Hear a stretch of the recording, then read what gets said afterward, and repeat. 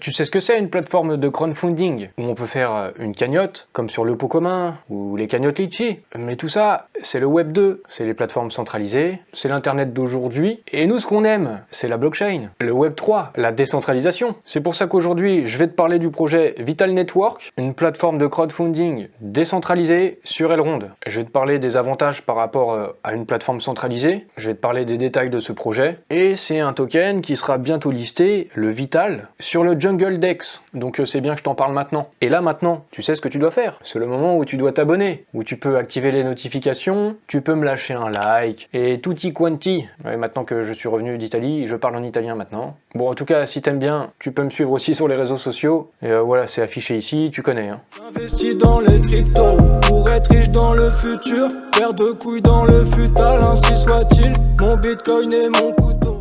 Vous êtes plusieurs à m'avoir parlé du projet Vital Network, et en fait ça fait un petit moment que j'ai déjà vu passer ce projet, mais jusqu'ici j'avais pas eu le temps de me pencher dessus. Et bah maintenant je le fais. Il y a quand même presque 32 000 abonnés sur Twitter, il y a déjà une communauté, et comme il est dit ici, qu'est-ce que c'est? Il s'agit d'une plateforme de crowdfunding complètement décentralisée. Crowdfunding, pour ceux qui sont moins friendly avec l'anglais, en fait c'est des cagnottes, comme par exemple sur le pot commun que vous connaissez peut-être, ou les cagnottes Lydia, ou encore les cagnottes Litchi. Mais là, toutes ces plateformes elles sont centralisées, à la différence de Vital, ce qui fait que sur ces plateformes centralisées il y a plus de frais, et notamment au moment de retirer la cagnotte, l'argent, il y a des frais bancaires, il y a des délais bancaires, minimum de 72 heures, parfois plus, ça peut durer beaucoup plus longtemps dans des cas extrêmes, alors qu'avec Vital, le retrait il est immédiat, c'est automatisé, et c'est décentralisé, ça c'est un point important. Je vais prendre en exemple, par exemple une cagnotte Litchi qui avait été faite pour l'ex-boxeur Gilet Jaune, vous vous souvenez sûrement de cette affaire.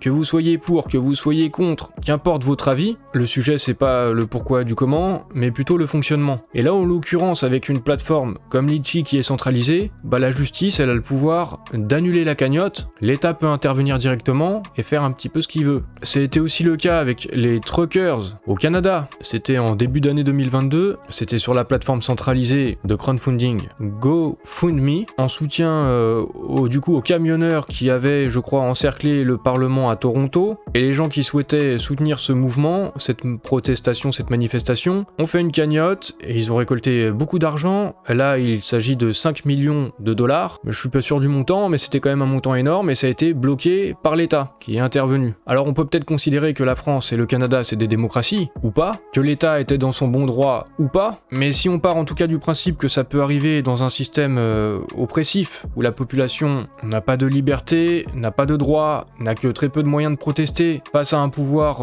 corrompu et arbitraire, dans ces cas-là, c'est quand même mieux que ce soit des plateformes décentralisées, comme Vital, qui organisent des cagnottes, ou en tout cas, c'est pas Vital directement qui organise les cagnottes, c'est décentralisé, c'est les gens eux-mêmes, c'est la communauté. Et j'ai posé des petites questions à la team du projet Vital, et en fait, dans un cas comme celui-là, s'il y avait une cagnotte de ce type-là, l'État pourrait dire à Vital, vous bloquez la cagnotte, vous arrêtez tout, Vital serait obligé d'enlever la cagnotte, de ne plus donner accès à la cagnotte sur sa plateforme. Cependant, la cagnotte existerait toujours sur la blockchain, c'est décentralisé, ce qui fait que des développeurs pourraient de leur propre initiative créer une petite interface assez facilement, assez rapidement, pour de nouveau interagir avec la cagnotte et continuer de l'alimenter. Donc l'État finalement n'aurait pas le pouvoir qu'il peut avoir avec une plateforme de crowdfunding qui est centralisée, comme les Litchi, comme les pots communs et compagnie. Et ça c'est un aspect qui m'intéresse pas mal, justement avec la blockchain et la décentralisation. Maintenant je vais vous présenter un petit peu plus en profondeur la plateforme, où on peut déjà commencer à créer des cagnottes. Et si je veux le faire,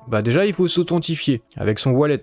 Donc maintenant je viens de me connecter, et si je veux je peux créer ma cagnotte. Je peux choisir par exemple de faire un cadeau pour un anniversaire, ensuite je fais suivant, le nom de ma cagnotte, anniversaire de Robert, c'est juste un exemple comme ça, et Robert je vais seulement lui donner 10 euros, enfin 10 dollars, de toute façon en ce moment euro-dollar ça vaut la même chose. Je fais suivant, je confirme que je ne suis pas un robot, et là je confirme si je veux créer cette cagnotte. Bon là je vais pas le faire, mais ça me coûte seulement des frais de transaction en EGLD pour créer la cagnotte. C'est gratuit de le faire. Si je clique sur cagnotte, je peux regarder les cagnottes qui sont en cours. J'ai demandé à la team, elles sont toutes valables, c'est des vraies cagnottes, c'est pas seulement du test, et si on donne, vous donnez vraiment de l'argent. Vous pouvez déjà participer. Il y a des cagnottes qui ont été construites un petit peu comme ça pour tester et s'amuser par des membres de la communauté. Il y a des choses plus ou moins sérieuses, mais en tout cas c'est des vraies cagnottes. Alors par exemple là je vais dans la catégorie anniversaire, et je peux voir, par exemple, l'anniversaire de maman. Je clique dessus, je peux participer, alors je peux dire qui je suis ou pas, hein. Bitcoin, couteau. Si je veux, je peux cacher mon identité, et à l'heure actuelle, je peux déjà payer en EGLD, en USDC, en UTK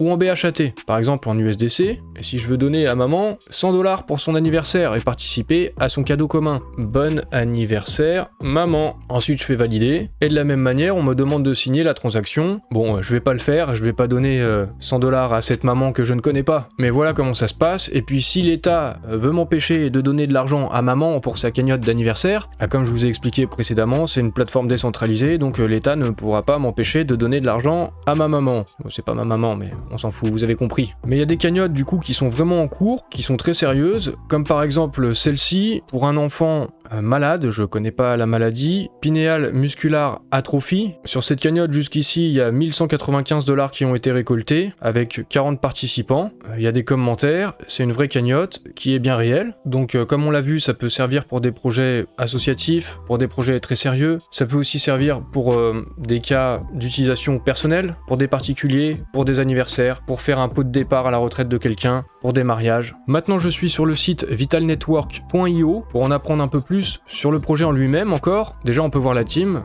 qui apparaît à visage découvert, on peut consulter leur profil LinkedIn et même leur Twitter, comme c'est le cas du fondateur Fabrice Mute. Sur Twitter, c'est Baba, First Crypto Baba. Et d'ailleurs, ça peut être intéressant de regarder un petit peu de quoi il parle, de ses tweets, si vous voulez vous intéresser à ce projet. Et on peut notamment apprendre qu'il est passionné à la base de Web 2 quand il était très jeune, dès l'âge de 11 ans, et c'est à cet âge-là qu'il a créé son premier site internet. On apprend aussi que c'est un autodidacte et qu'il a managé des groupes de 30 personnes dans des grands groupes français. Maintenant, on va détailler un petit peu plus sur Vital. C'est une plateforme, comme on l'a dit, qui permet du coup à chacun de créer sa cagnotte en ligne. Finalement, pourquoi utiliser cette plateforme plutôt que les plateformes centralisées du Web 2 ?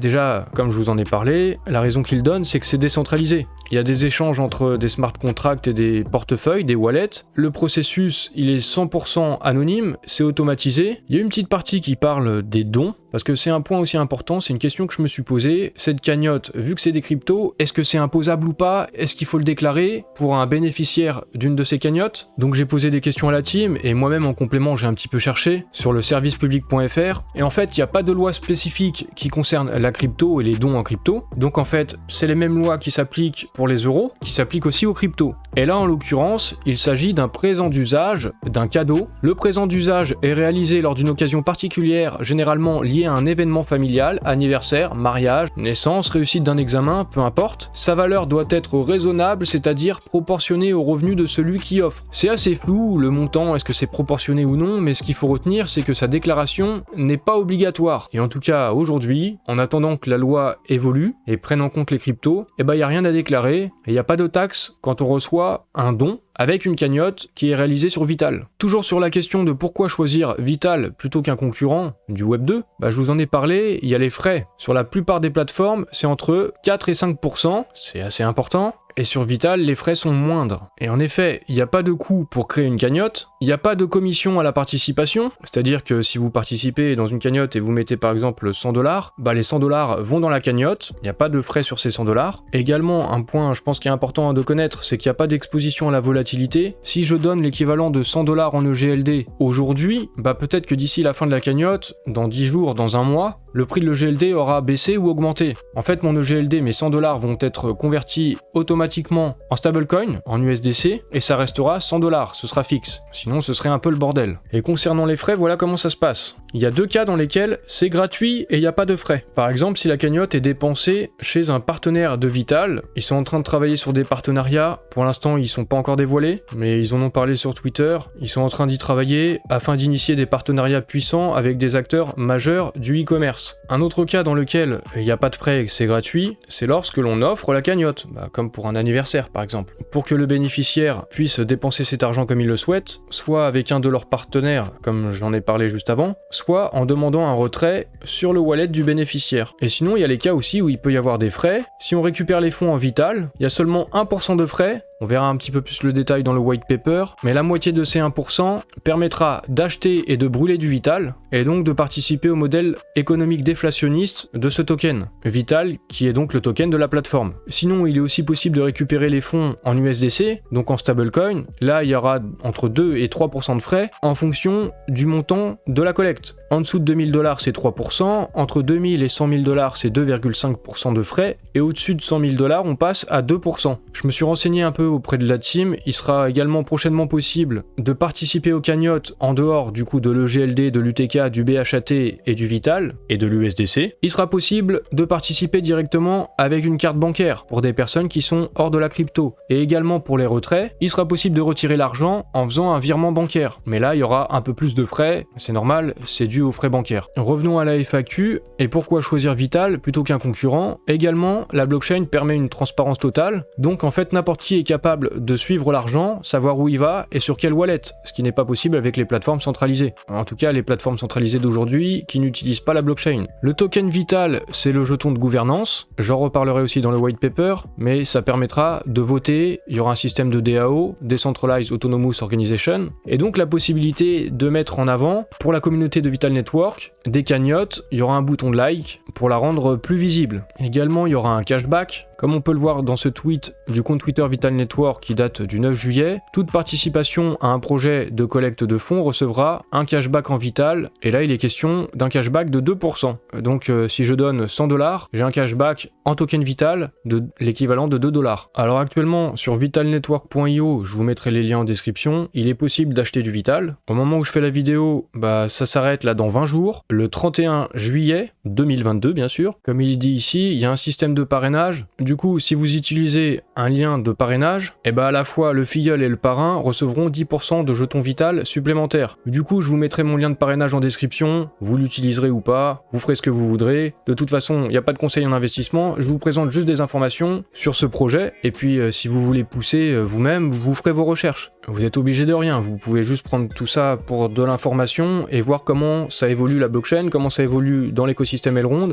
qu'est-ce que c'est que le Web 3 et la décentralisation. C'est très intéressant aussi de ce point de vue-là. Bon après, si vous achetez du token, vous aurez la possibilité aussi de le stacker pour en gagner plus. Stacker plus pour gagner plus. Il faut aller dans la partie Earn, et on voit ici, il y a quand même un APR de 126%, à la condition de locker pendant 1 an les tokens. Sinon, c'est 14%. Donc il y a quand même une grosse incitation à locker les tokens. Il y a aussi du stacking de NFT. Les collections de NFT de Vital Network ont déjà été vendues, et ces NFT, c'est les Elrond Hunters. Ils ont aussi un compte Twitter que voici spécifique pour cette collection de NFT, et il y a différents types de NFT.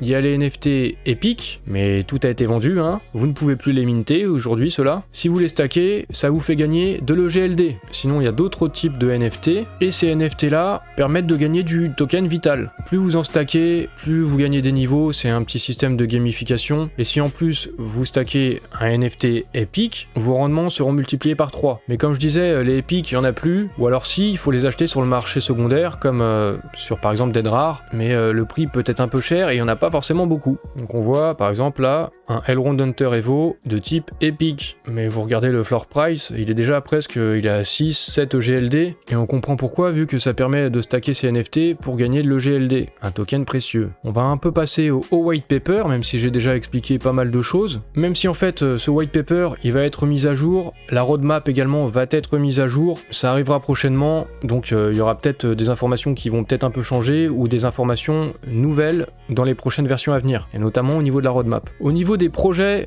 du coup, qui peuvent faire des cagnottes, il y a 2 grands types de projets, et ça c'est un point intéressant. Il y a la collecte de fonds associatifs, il y aura une rubrique spécifique pour eux, qui leur sera dédiée, et c'est l'équipe de Vital Network eux-mêmes qui vont s'assurer de l'existence de cette association en validant des documents officiels. Ils seront donc certifiés par Vital Network, ce qui vous permet ensuite à vous, si vous voulez faire des dons, d'avoir une assurance que derrière il n'y a pas d'arnaque. Et il y a la deuxième catégorie, la collecte de fonds personnels, comme on en a parlé, pour les anniversaires, pour les mariages, les bar mitzvahs et les enterrements. Non, je déconne. Bon, en tout cas, chacun peut créer son projet personnel et le partager pour récolter des fonds. Au sujet des frais, comme je vous disais, si vous faites un retrait en Vital, 0,5% de ces frais seront utilisés pour acheter du Vital sur le marché et le burn, et 0,5% pour la maintenance et le développement du projet. Tout à l'heure, je vous parlais des frais de de 2 à 3% quand on récupère les fonds en USDC. Dans le white paper, on a un peu plus de détails et on voit à chaque fois quelle part sera consacrée pour racheter du Vital et le burn. Il y aura aussi une part pour récompenser les gens qui stackent leur NFT, ce que je vous ai montré ici juste avant, les NFT Epic et les autres. Une part pour racheter du Vital et récompenser le stacking de Vital. Et enfin, une part pour la maintenance et le développement du projet. Si vous voulez, vous faites pause là sur la vidéo et vous regardez le détail, ou sinon vous allez voir vous-même le white paper que je vous mettrai évidemment en description. Aussi, pour faire baisser les frais, au moment de retirer l'argent d'une cagnotte, eh bien si vous stackez du token Vital, vous pourrez avoir soit 10% de moins, 30%, 60%, voire 0 frais, en fonction de différents niveaux, différentes quantités de Vital qui seront stackées. Dans le white paper, vous pourrez aussi voir la tokenomics. Donc on voit qu'il y a une grosse part qui est allouée au stacking, d'où les 126% d'APR, comme on a vu. Mais pour ça,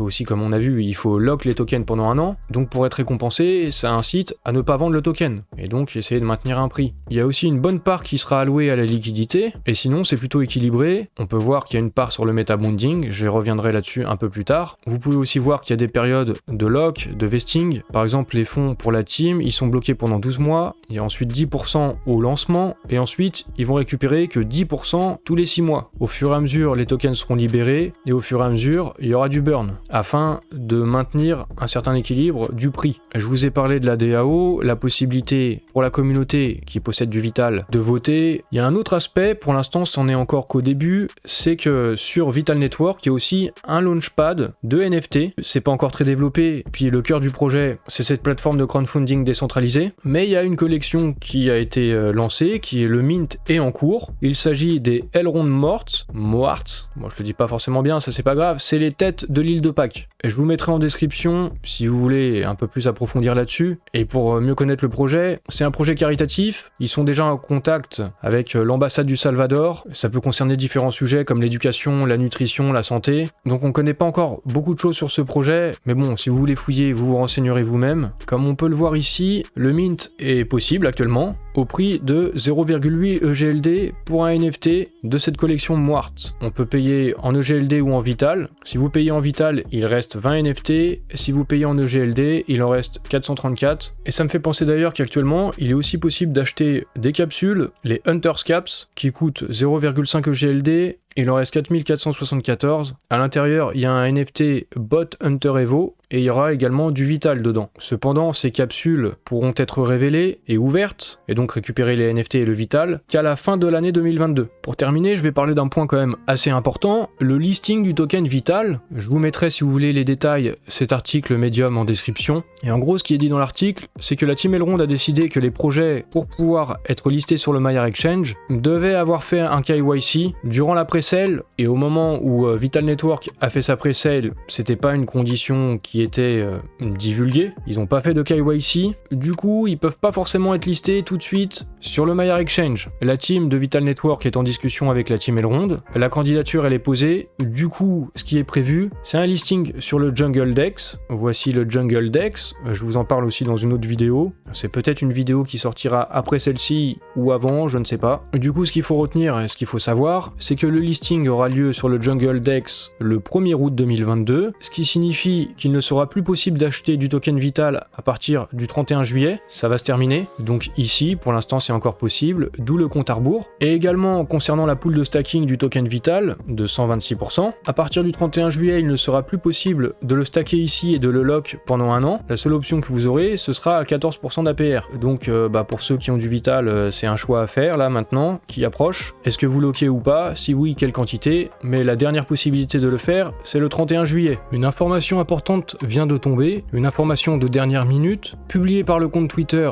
de Vital Network, pour annoncer que le token Vital va avoir une deuxième version, une V2. Il y a aussi un article sur Medium qui en parle, et la décision de cette V2 fait suite à des discussions avec la team Elrond au sujet du listing du token Vital, comme je vous l'ai dit un peu plus tôt dans la vidéo, qui doit se dérouler sur le Jungle Dex, mais comme on a vu aussi dans la vidéo, il y a une partie metabounding bonding dans le tokenomics, dans le white paper, parce qu'une partie de la supply est prévue pour le meta-bonding. Et en fait, pour aller dans ce sens, il y a des discussions avec la team Elrond, et ce qui en ressort, c'est que pour plusieurs raisons, il faut faire une V2 du token vital, avec une supply plus petite, mais avec plus de décimales par rapport à l'ancien token. 18 décimales contre 8, donc il y a plusieurs raisons pour ce changement. Déjà, d'un point de vue communication, là, il y a trop de zéros, et c'est vrai que ça peut être dur, on se demande il y a combien de millions ou de milliards de tokens, pour compter c'est pas forcément facile. Il y a aussi un autre côté confiance, qui fait que souvent des tokens avec une supply aussi grande, avec autant de zéros, et c'est des mêmes tokens, c'est des shitcoins, c'est des Shiba, ou ce genre de choses. Et ça pourrait entraîner un problème de confiance pour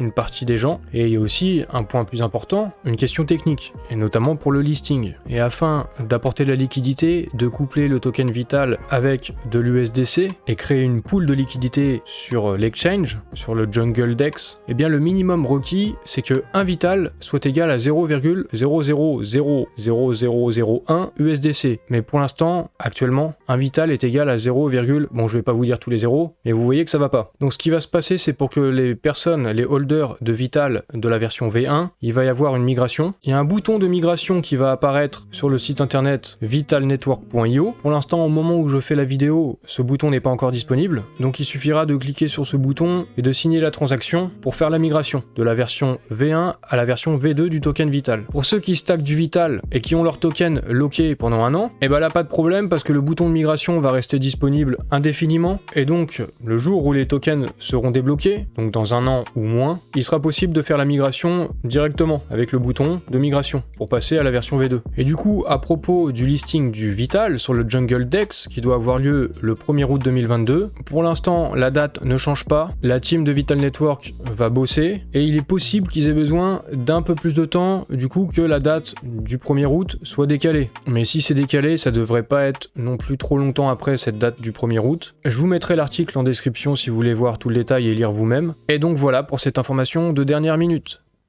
Voilà, la présentation, elle est faite. Maintenant, tu connais au moins un petit peu le projet Vital Network, si tu connaissais pas déjà. Si ça t'intéresse, je te conseille d'approfondir. Tout est dans la description. Fais tes recherches toi-même. Et ce qui me plaît particulièrement, c'est l'aspect décentralisé. En fait, tout ce qui existe aujourd'hui au niveau du Web 2 et avec des plateformes centralisées, au fur et à mesure, va aussi exister en décentralisé, en tout cas j'espère et c'est ce que je souhaite, avec tous les avantages que peut nous apporter la blockchain. On arrive à la fin de cette vidéo et tu sais comment tu peux me récompenser avec des likes et des follow, avec des abonnements et avec l'activation de la cloche pour ne manquer aucune de mes vidéos. Et puis bon, je te rappelle quand même à la fin, si tu es intéressé par le projet Vital Network, tu as mon lien de parrainage aussi dans la description. Mais c'est bonus, aucune obligation.